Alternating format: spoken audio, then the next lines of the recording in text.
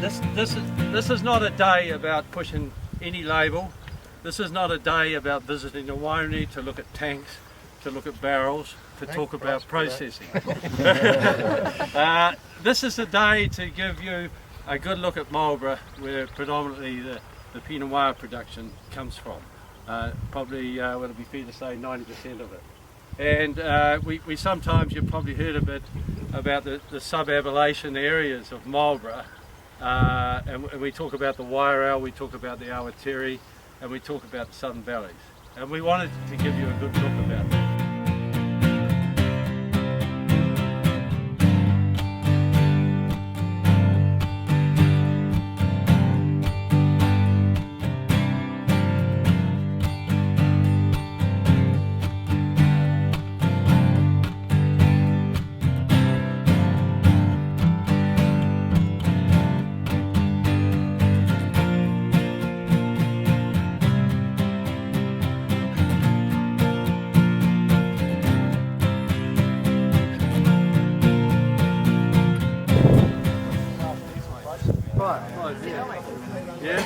Mike, our viticulturist, so you've got any questions about the block, have a chat to Mike. We're standing in the middle of our Pinot Noir section.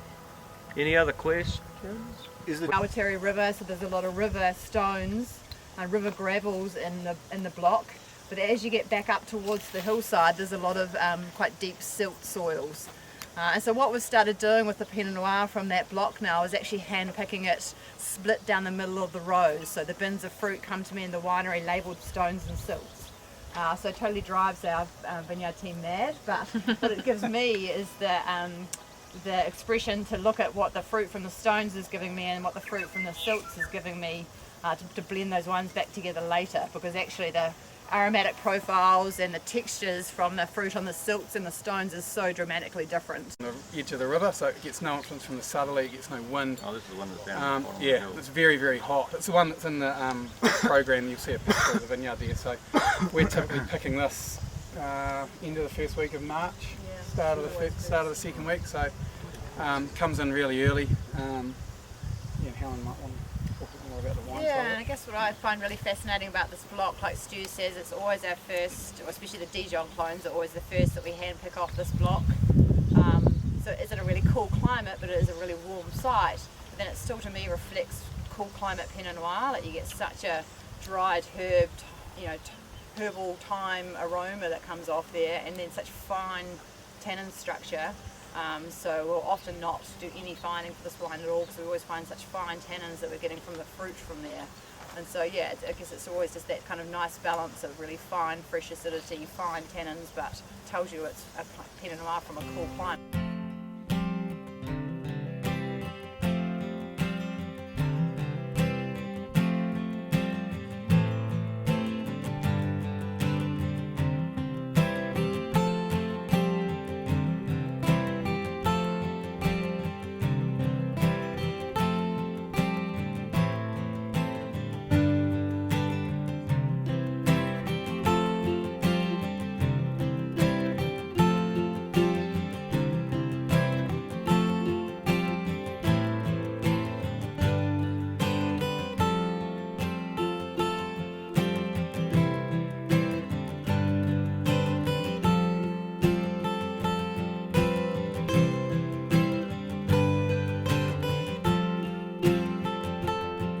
So where we're standing now is in the historic vineyard, and behind you is the original clone of 10 grains muscat that they made here.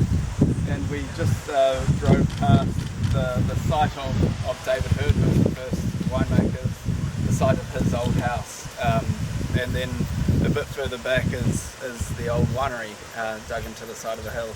So if we have a little bit of time when we come out of the tasting, which will be in the barn behind us, we can have a quick peek up there, but I think we're going to be in a busy room. So just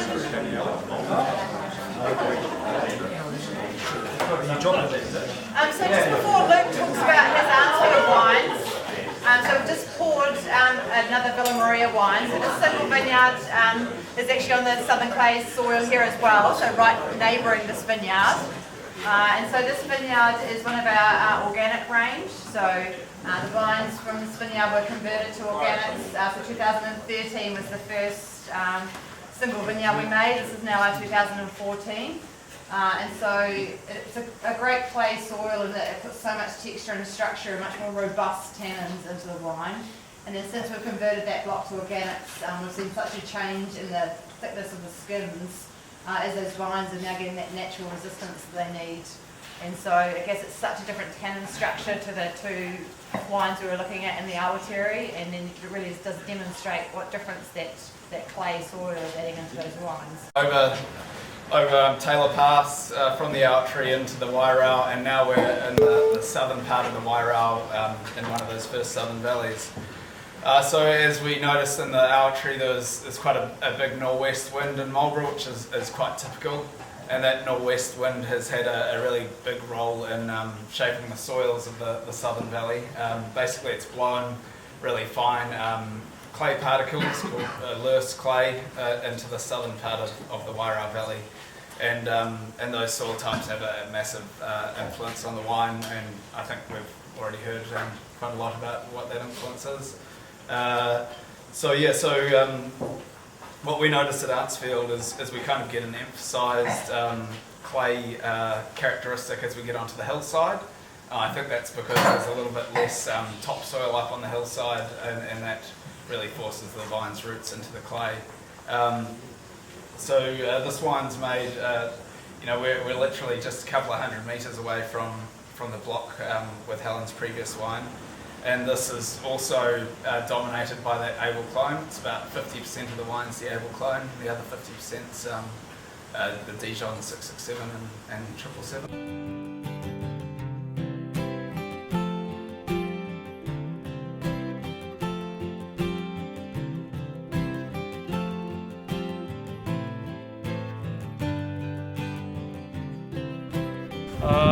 And probably where it all began, and strongly commercially, I suppose, in the 70s, 73. The neighbours are Pinot Ricard.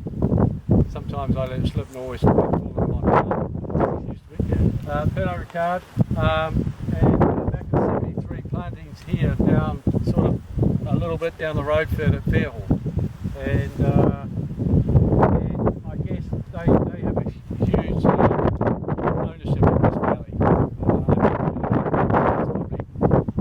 Hectares that Pinot Ricard have here.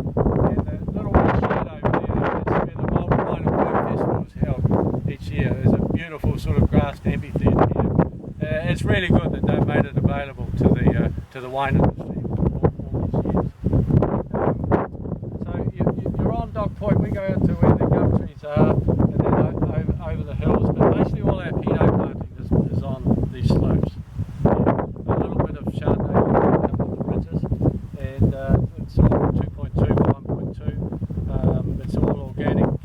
We make our own mulch, and we've just been late getting on, but everyone's been a tad busy in the vineyards, as everyone else knows. It's been one of those seasons, and we just spread it back under the vines, and that's an example of it back over there. We use actually mechanical underline weeders, and you can see the example of what they do on the 5 different vineyards, 4 of them being in these southern valleys, 3 in the Raincoat, 1 in Waihopai at Churton where we go later, and 1 is around our winery. We bottle 4 of these wines as single vineyard wines, and we now have introduced a new wine which someone wanted to call H, which was a bit too obvious for me, so it's now called Greywacke. And it's basically a blend of these 5 vineyards, but from each vineyard we'll make the best possible wine, as is opposed to single vineyard wines. That's by clone selection, in a way to create the wine which has longevity and good tannins. So more or less making the best wine of each site. Sit about a week behind that. All of this fruit is hand-picked, goes into a chiller overnight, The next day it all gets sorted by hand across a sorting table, arguably one of the most boring jobs in the world. You're standing there for about 6 hours at a stretch, but I think one of the most important quality control measures.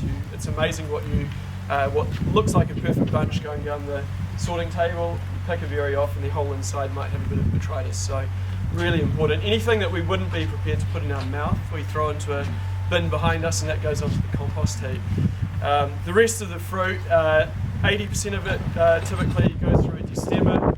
It's then forklifted over the top of some over-top stainless steel fermenters, and 20% we keep as whole bunch fruit, and that's 20% at each tank.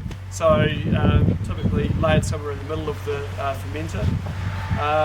We don't have cooling on these tanks, so because the fruit was chilled overnight, it typically takes about 4 or 5 days for that wild ferment to kick off. And after which it's plunged gently about twice a day for, on average, about 21 days in total before we drain and press those grapes and put it to somewhere between 35 to in the structure of the wine, the density of tannins and the balance. And we've found, we're working with vines now over 20 years old, and the youngest ones are probably in that Yarram vineyard. And we sourced predominantly off the hill round here on Dog Point, and then a little bit from 2 hillside vineyards. The one that was at Yarram down on the flat or towards the lower slope, and then a vineyard we call the Omaka Settlement, because it's back up the Omaka, which is just over here. But age of vines to us, with vine balance, with just settling down with cropping, we do everything we've sort of talked about, the intent of viticulture, the leaf to fruit ratio, shoot thinning early, and to get the balance. And we're just, we're pretty happy where we're at. And I strongly believe, and I know James has agreed with me, that Marlborough's got a tremendous future for Pinot Noir. We've just got to be patient. And it's about age of vines, and it's about letting these soils work and keeping that attentive detail to the viticulture.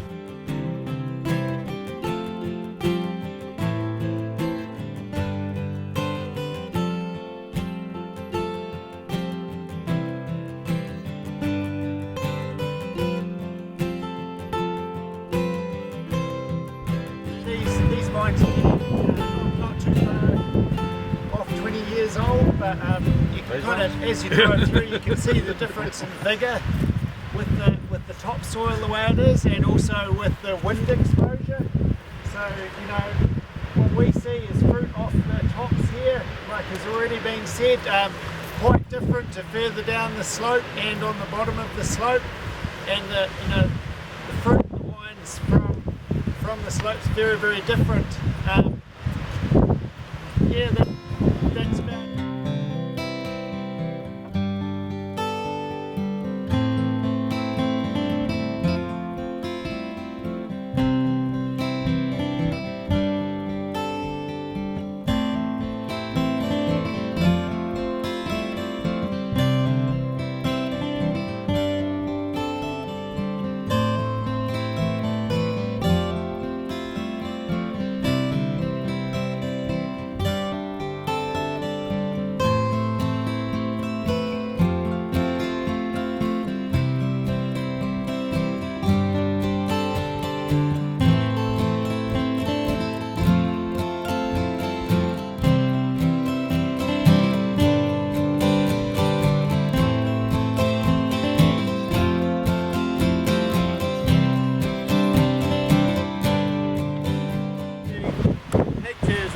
Sitting on top of this ridge. We've got a big cliff that runs all the way along to our eastern side, which has the Omaka River, the Omaka River at the bottom of it. So this is sorry, there's a New Zealand Marlborough thing. The Omaka Valley is actually the one we just came from. Okay? The Omaka River is actually